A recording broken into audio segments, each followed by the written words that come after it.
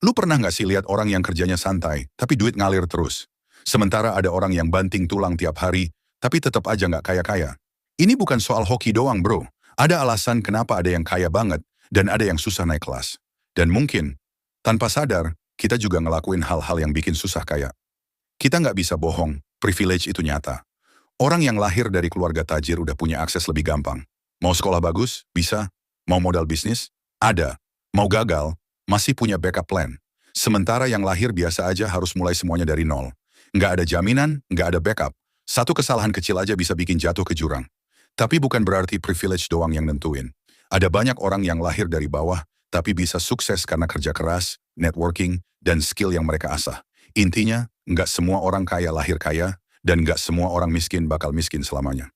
Tapi masalahnya, banyak juga yang sebenarnya bisa naik kelas, tapi kejebak di kebiasaan yang bikin duitnya nggak berkembang. Contohnya, boros.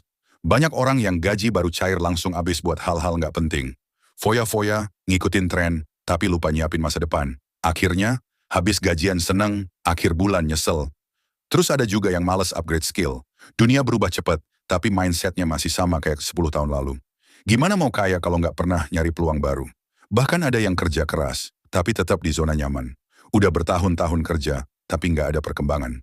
Kenapa? Karena cuma mikirin yang penting cukup, bukan gimana caranya bisa lebih. Bedanya apa? Orang kaya mikir jangka panjang. Mereka tahu cara bikin duit kerja buat mereka. Investasi, bisnis, nyari aset, pokoknya duit nggak cuma disimpan, tapi diputer. Sementara kebanyakan orang cuma kerja buat dapat duit, terus duitnya habis buat kebutuhan. Siklus ini nggak bakal bikin kaya bro. Bukan berarti lu harus langsung jadi sultan, tapi mulai mikir kayak orang kaya. Bukan cuman berapa yang gue hasilin, tapi gimana caranya duit gue berkembang. Jadi menurut lu faktor yang paling berpengaruh buat jadi kaya itu apa?